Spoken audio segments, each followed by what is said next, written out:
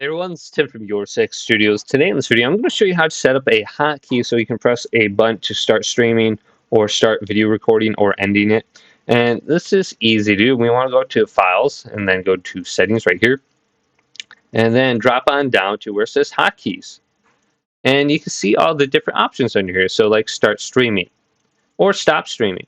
So you can just select into this open box and then press a button. And whatever you press now should start it or stop it. And then you can go to a different one, or you can go to the plus icon to add additional buttons. So if you want to press 1 and then you add another value to start streaming, well, you could also add 2 in here. And both those buttons would be to start streaming. So I'm going to delete that now. And then I can press the little button right here to clear. So you got the delete and clear. And then you have stop streaming, discard delay, start recording. Here is a value for this. So we can maybe put in like 0 right here, and that would stop recording.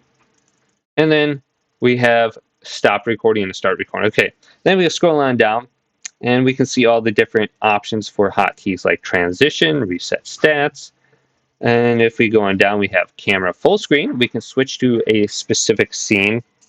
Then we have our capture card in here. So I have all these different scenes on here on the left.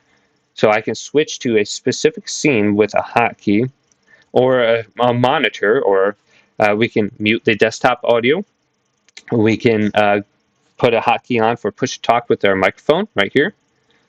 And here's my video capture devices. We can mute those. Maybe we got a capture card. We can hit a button to mute it, or window capture. Same thing. So just come in here. We have all these different hotkeys for different actions that we want. But hopefully this video did indeed help you out. If it did, leave it a big thumbs up. And subscribe to my channel down below for more technical videos coming up next on Your Six Studios.